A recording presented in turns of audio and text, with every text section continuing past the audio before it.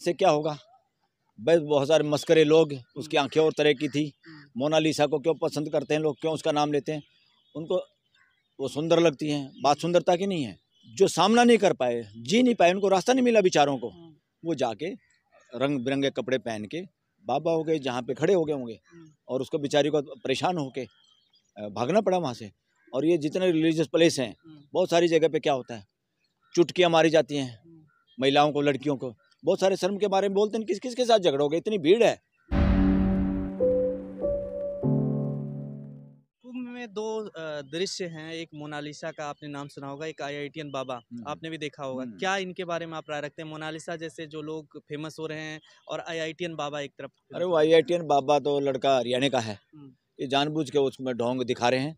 मुझे तो ये लगता है हरियाणा के लोगों को और यहाँ जिस समाज से वो आता है उन समाज के लोगों को अट्रैक्ट करने के लिए, कुंभ के बारे में प्रचार प्रसार करने के लिए ये ढोंगवादी तरीका है।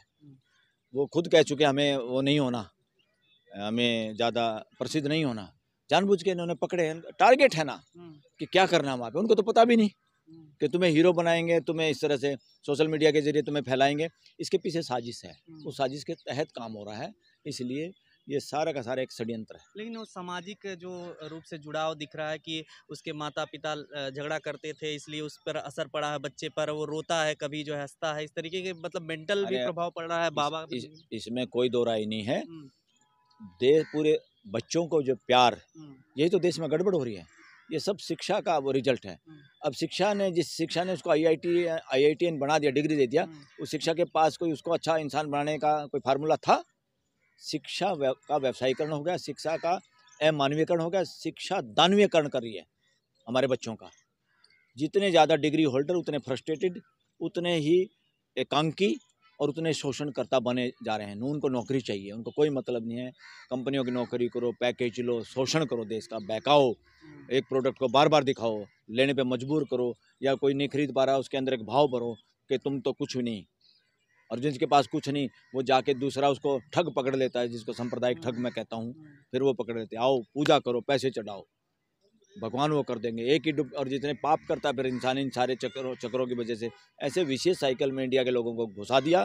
फिर उनको एक रिलीफ दे दिया कि आओ 12 साल में, अब तो 144 साल हो गए हैं, डुबकी लगाओ, जितने पाप किए थे यहीं धुल जाएंगे। बाबाओं का आज जब डुबकी लगा के यहीं पे सारे पाप धुल जाएंगे, तो इसलिए वो स्वर्ग पहुंचने की गारंटी हो गई। चीने दे नहीं रहे लोगों को, समानता के हिसाब से लोगों को वो नहीं करने दे रहे, शोषण कर रहे हो लोगों को। जिस मूर्ति के सामने बैठ के तुम्हें कुछ नहीं मिला, उसको तुम लोगों को कह रहे हो आओ सब कुछ मिलेगा यहाँ पे। ये मूर्ख बनाने का, मैं तो कह रहा हूँ ये षड्यंत्र है। और इस तरह की मानसिकता पैदा करना देश में, नपुंसकता कि जो कुछ करेगा भगवान करेगा, ये नपुंसक बनाने वाली बात है। इस पे रोकथाम लगनी चाहिए। कोई भी रिलीजन इसको फैलाता है, सबको सच्चाई से अवगत हो। लेकिन इससे लोग प्रभावित हो रहे हैं कि आईआईटी से पढ़ करके बच्चा बाबा बन रहा है। आईआईटी से पढ़ के बच्चा बाबा बन रहा है, ये नुकसान है कि आईआईटी लोगों को गृहस्थ जीवन, जो सबसे सही जीवन है, जो प्राकृतिक जीवन है, उसको जीने से गुमराह कर रहा है। लोग अपने बच्चों को आईआईटी में भेजने से डरेंगे कि बच्चों को पढ़ा के अपना बच्चा खराब नहीं करना। इससे पता चलता है शिक्षा कितनी बेकार हो गई है, शिक्षा कितना फ्रॉड हो गया इस देश में, सिर्फ नौकर बनाने के लिए। नौकर अस्तित्व में, नौकर मालिक का कोई प्रोविजन नहीं है। यहाँ सब मालिक हैं बराबर के, यहाँ नौकर वोकर नहीं, किसी को कोई नौकर बनना पसंद नहीं करता। ये नौकर की मानसिकता ही गलत है, और आज की एजुकेशन सबको नौकर बनाने पे लगी हुई है, इसलिए सब फ्रस्ट्रेशन में है। अच्छे पैसे कमाने वाला भी शुगर और हाइपरटेंशन का मरीज है, वो इसीलिए तो है कि वो करना नहीं चाहता, वो काम ज़बरदस्ती कर रहा है बस दिखावे के लिए। इतना पैकेज होगा, इतना ये होगा, वो होगा, जहाज में घूम ले, इधर हो गया उधर हो गया, नथिंग, नॉनसेंस। संबंधों के आधार पर जीना ही, और परिवार के अंदर जीना ही सर्वोत्तम जीवन है। ये जो सन्यासी हो गए, फलाना हो गए, ज़्यादातर ये आंकड़े बताते हैं, जितने लोग सो कॉल्ड साधु संत हैं, ज़्यादातर क्रिमिनल हिस्ट्री के लोग हैं, जो सामना नहीं कर पाए, जी नहीं पाए, उनको रास्ता नहीं मिला बेचारों को। वो जाके रंग बिरंगे कपड़े पहन के बाबा हो गए, जहाँ पे फ्री पॉकेट का मिले, खाए पिए, लौट आराम करें। बहुत सारे तो भागे हुए हैं क्रिमिनल केसेस से। तो हमें ऐसा समाज बनाना है। ये सो कॉल्ड रिलीजियस प्लेसों पे कोई भी ये बाबे और कान पड़ाने की जरूरत नहीं है। सब अपना सामाजिक जीवन जिएं और इस समाज में भागीदारी करें और मानवता के लिए काम करें।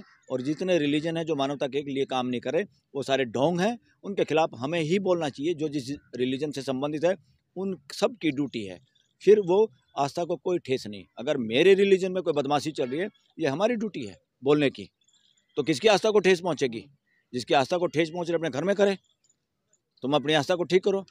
अगर हमें आस्था मानने का अधिकार है तो हमें आस्था को नकारने का भी अधिकार है, और आस्था को नकारने का अधिकार है तो उसकी आलोचना करने का भी अधिकार है। इसलिए लोगों को बोलने का जो अधिकार है ये नेचर से मिला है। नेचर खुद चाहती है कि इंसान मेरे को प्रकट करे अपना बोल के। पेड़ पौधे के बारे में हम बच्चों को, छोटे बच्चों को बताते हैं ना, तभी तो बता पाए नेचर में क्या नियम है। न्यूटन तभी तो बता पाया, उसने नेचर के नियम को दिखा, दुनिया को बता दिया। तो राइट टू एक्सप्रेशन अपने आप में नेचर का एक वरदान है मानव जाति के लिए, और नेचर खुद अपने को आदमी के जरिए प्रकट करती है। इसलिए राइट टू एक्सप्रेशन पे पाबंदी लगाना आस्था के नाम पे सबसे बड़ी बदमाशी और गुंडागर्दी है धरती पे। और जो मोनालिसा जो आंखों की वजह से फेमस हुई बता रहे हैं, उस माला बेचती थी, गरीब लड़की थी, आई थी और उसको फिर वहां से निकाल दिया गया क्योंकि भीड़ काफी लगने लग जाएगी। तो ये वायरल होने का ट्रेंड और इस तरीके के लोग जो फेमस हो रहे हैं, इस पे क्या कहेंगे? ये वायरल होने के इससे क्या होगा? बस बहुत सारे मस्करे लोग, उसकी आंखें और तरह की थी। मोनालिसा को क्यों पसंद करते हैं लोग, क्यों उसका नाम लेते हैं? उनको वो सुंदर लगती हैं। बात सुंदरता की नहीं है, यहाँ विकृत मानसिकता है जो हम औरतों को देख के उनके पीछे चारों तरफ खड़े होते हैं। ये उसकी सुंदरता की अगर वो करें चर्चा, तो सुंदर तो हर आदमी है। प्रकृति में जो भी चीज़ें सारी सुंदर हैं। तो इसको किसी को अपना बच्चा बेकार लगता है क्या? किसी ने फेंका क्या? किसी ने अपनी बेटी को फेंका कि तुम मोनालिसा नहीं हो? ये सब नॉनसेंस है। जिनके दिमागों में खुरापात है और सेक्सुअल खुरापाते हैं जिन लोगों को, वो औरत को महामंडित करके और इसी तरह उसके चारों तरफ इधर मंडरा के और इस तरह के उसका ये है मोनालिसा फलाना है, सब ढोंग है।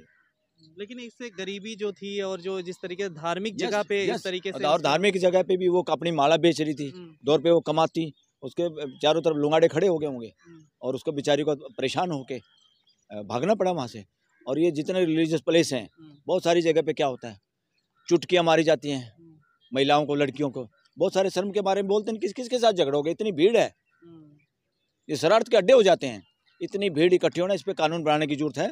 फ्यूचर में पड़ेगी कि रिलीजन के नाम पे एक जगह पे इतने लोग नहीं इकट्ठे हो पाएंगे। अगर वहाँ कोई पंगा हो जाए छोटा सा, तो अपने आप ही कह देंगे और किसी को 2 आदमियों को पकड़ लेंगे। अगर इस देश का षड्यंत्रकारी कोई आदमी या सरकार षड्यंत्रकारी हो जाए, उसमें जो बैठे लोग, वो अपने इंटेलिजेंस एजेंसी का दुरुपयोग करके उसमें कोई छोटा सा बम पटाखा छुटवा दें और फिर 2-4 आदमियों को, मुसलमानों को पकड़ लें कि इन्होंने वो किया, तो क्या होगा? 5 तारीख को बीजेपी को वोट मिल जाएंगे दिल्ली में। तो ये बदमाशी है। लेकिन अंतिम रूप से आपसे यही जानना चाहेंगे, कुंभ में जिस तरीके से पूरा महिमा मंडन हो रहा है, क्या इसको जो राजनीतिकरण पे, जहाँ से हमारा सवाल शुरू हुआ था, क्या इसकी राजनीतिकरण किया जा रहा है? और लोगों को किस दृष्टि से देखना चाहिए कि जो भीड़ है, भीड़ को देख करके जो लोग आ रहे हैं, उनके लिए क्या मैसेज देना चाहिए? भीड़ के लिए आने वालों का मैसेज यही है कि आप लोग सही उस रास्ते पे नहीं हैं।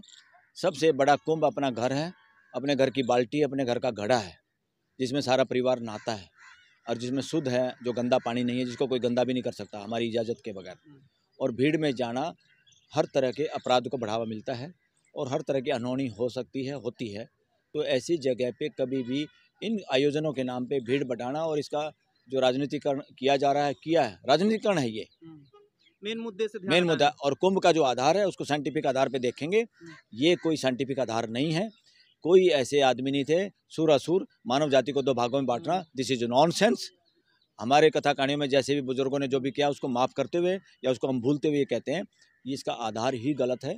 इसलिए इस आधार पे मानव जाति नहीं जुड़ पाएगी। मानव जाति सिर्फ साइंटिफिक और सच्चाई के आधार पे ही जुड़ पाएगी, और पूरी मानव जाति को सच्चाई को जानना, सच्चाई के आधार पे जुड़ना सबका अधिकार है। किसी को हिंदू, मुसलमान, सिख, ईसाई को अलग अलग बाड़ों में रखना ये अपराध है, और रिलीजियस लीडर ये अपराध करते हैं। मानव जाति को एक दूसरे से मिलने में, घुलने में, एक दूसरे के स्थानों पे जाने पे रोक लगाना अपने आप में अपराध है, आतंकवाद है, और ऐसी मानसिकता आतंकवादी की श्रेणी में आती है। सर, अमित शाह ने जो बयान दिया था अंबेडकर को लेकर के, उन्होंने बयान दिया था वो अलग था, लेकिन अभी अमृतसर में जिस तरीके से ताज़ा घटनाक्रम हुई कि वहाँ पर अंबेडकर के मूर्ति को तोड़ा, युवक ने हथौड़ा मारा, तोड़ने की कोशिश की और जला दिया संविधान। तो इस तरीके की चीज़ें हो रही हैं खुलेआम 26 जनवरी के दिन। ये जानबूझ के कर रहे हैं और बहुजन समाज के लोगों को गुमराह करके कर रहे हैं, उनको प्रधान बना देते हैं। किसी बजरंग दल का, किसी फलाने दल का, ढिकड़े दल का। बच्चे सोचते हैं हमें तो पता नहीं क्या मिल गया। इससे सावधान होने की जरूरत है, बहुजन समाज को, पूरे देश को जरूरत है। और दूसरा, अब तो सबसे ज़्यादा ना कोई अंबेडकर की मूर्ति तोड़ पाएगा, और बनेंगी, ज़्यादा बनेंगी। जो समानता की बात करते हैं, पूरी मानवता की जो बात करता है, उसी की मूर्तियाँ स्थायी मूर्तियाँ होती हैं, क्योंकि वो विचार स्थायी है, वो अस्तित्व की सच्चाई है, वो नेचर की वो बात है। इसीलिए अब अंबेडकर की मूर्तियाँ तोड़ने का और ये करने का, ये जो बुझता हुआ दिया है ना, वो फड़फड़ाता है। ये इस तरह की वर्णवादी मानसिकता और वर्णवादी लोग इस तरह फड़फड़ा रहे हैं, समझ जाएंगे।